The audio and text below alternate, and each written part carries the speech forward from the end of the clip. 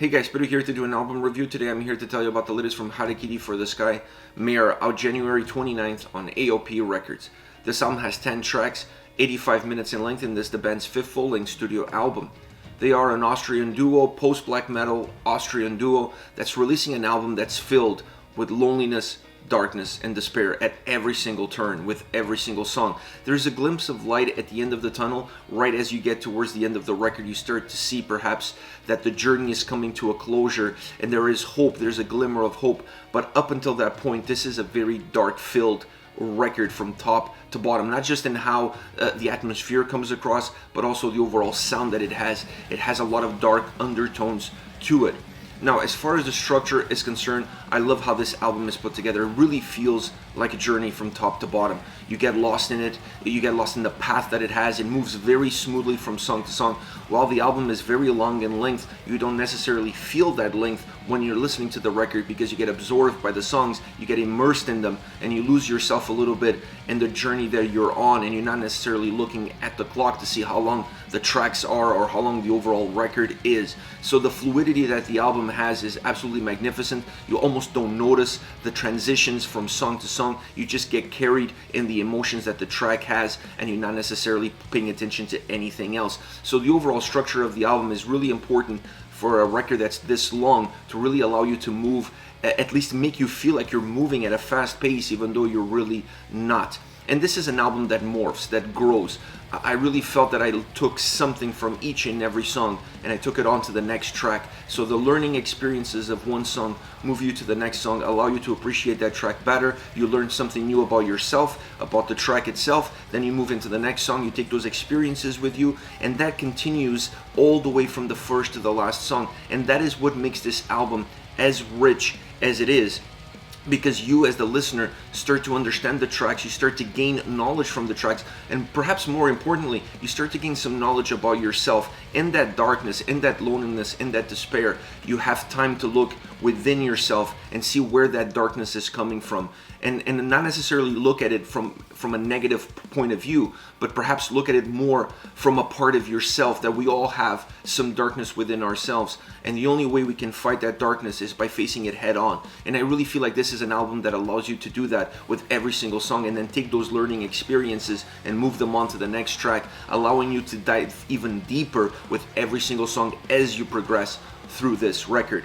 Now, as far as the sound is concerned, this is an album that's very rich in sound. It has a powerful sound all around. It's not an album that's necessarily dictated by one element alone. You can't say that the drums are driving your experience or that the guitars are creating the path in which you're traveling upon. All the elements are very balanced, and all of them have a very specific role. They really don't merge lanes. The drums are there for a purpose. They give a lot of heaviness to this record. They really create a very solid bass line on which everything travels upon. And the guitars are there to drive a lot more melody, to drive the atmosphere, to drive your emotional guidance that this record has to offer. So everything is balanced as far as the sound perspective is concerned, but they all have their own paths. They all have their own roles to play within the overall sound experience. Now, how they're mixed together in a balanced approach is what dictates how big the volume is on this record, how much the sound expands through each and every single song. It makes this record very rich sounding, like I said earlier on. Now, once you get into the vocals come in from a very deep place within the mix. So they're kind of bringing that darkness from within to the outside. They're perhaps the outburst or the physical outburst of the emotional darkness that this record has. So coming from deeper into the mix to the outside allows you to have a sense of bringing it all out, not holding it in, not having those feelings bottled inside of you, but rather exteriorizing them through the vocals throughout this record. So I love the essence that they brought to the tracks. I love the presence, the life, the sense of humanity that the vocals brought to the lyrics themselves, and really brought them to the forefront. They really gave life to those lyrics. They gave life to those feelings. They gave life to the overall emotional experience that this record has to offer with its sound, and then materializing it with its vocals. Overall, I think if there's one negative with this record, is perhaps the length of the album. It reaches almost the hour and a half. And that's going to be a hard thing to digest for the fans that are on the periphery. For the hardcore fans of the band, I don't think that's going to be a problem at all. And once you engage yourself with this album and you understand the journey that you're on within the record itself, that time is going to be just a number. It's really not going to dictate the overall experience because it has zero impact on the quality of the tracks. So once you get that number out of the way, once you forget about the length of the record and you sit down and you just enjoy the album, you're going to understand that this is a record that's very rich, that's very powerful, very emotionally driven. A great album, greatly recorded. The production is magnificent. So this album is perhaps one of their strongest albums to date. It has all the elements that the band has been putting together through their previous 4 releases, but I felt that on this one they hit the nail on the head and they were able to bring out a little bit more of themselves. They were able to exteriorize a little bit more of what they were feeling during the recording process, so it becomes a more organic album. But like I said, for the fans on the periphery or the fans that are not familiar with the band, looking at the duration of the record and taking the time to sit down and listening to this album from start to finish, it's going to be a arduous task. So this is an album that's perhaps going to have a dual effect, or it's going to have a duality of perceptions. For the fans, it's going to be a great album. It's going to be a climatic style record, but for those in the periphery, it's going to be an album that's just going to be very difficult to process. Now, as far as songs are concerned, I want to start off with Us Against December Skies. I love this track, one of my favorite tracks, one of my top 3 favorite tracks on this album. It has a very melodic, dark intro to it.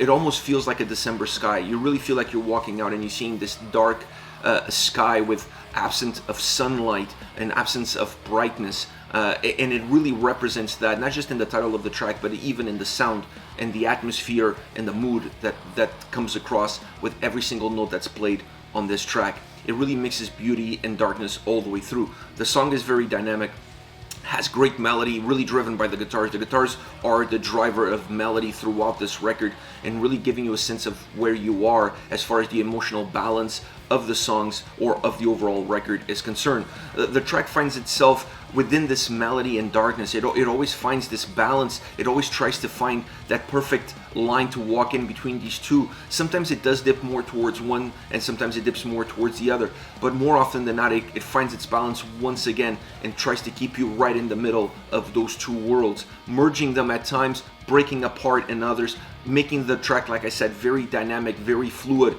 and the vocals are perhaps the most spot on outlet of the overall darkness that the track has. They always feel like they come out with slight anger, with slight anguish, and a little bit of intensity to materialize everything that this track has to offer from a dark perspective, while the guitars are bringing that light into it. Next is 3 Empty Words.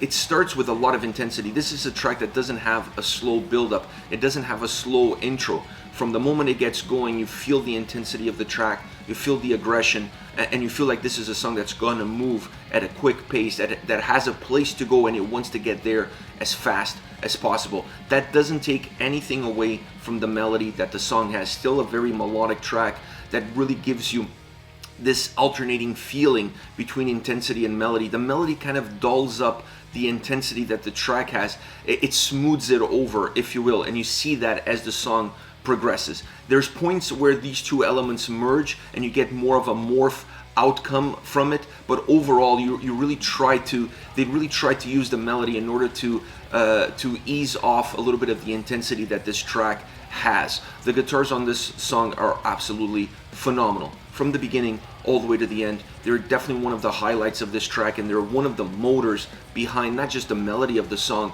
but definitely where the song is going and the emotion that it carries you all the way there, from beginning all the way to the end. It has a great balance, it's a great track, it has a lot of movement, but it really lives off of the guitars. The guitars really dictate where this track is going at every single turn. Last but not least, Time is a Ghost.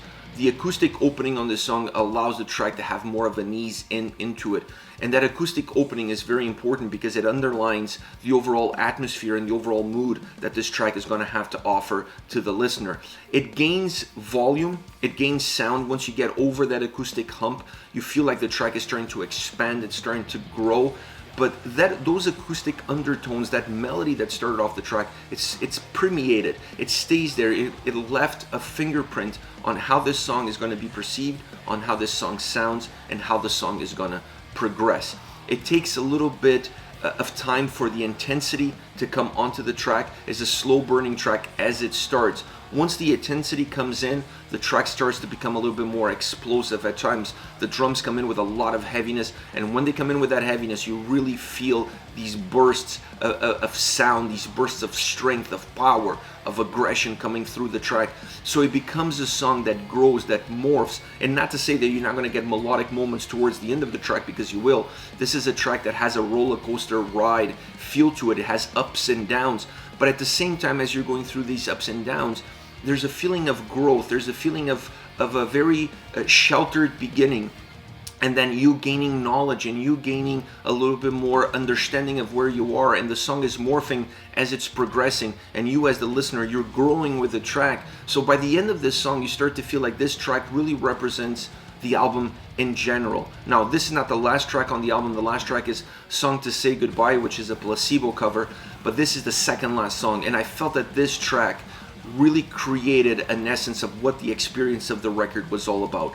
The journey that you're going to take from the first track all the way to this track is represented in the track itself. You get a sense of finality. With the song that comes after, you really get a sense of finality. They actually picked the best track to finish off the album with. That Placebo cover is magnificent and really gives a sense of ending to the record. But this song gives you more of a way of making you feel like your journey is complete, and it gives you a synopsis in terms of what that journey was up until this point. So I really like the place of this track on the overall track listing of the record, and I love the sound that it has, and I love what it represents within the record itself, making this overall structure, like I said at the beginning of this review, absolutely magnificent. It flows perfectly well. It's constructed with a perfect balance, with a perfect approach in order to make this journey complete from the first all the way to the last song.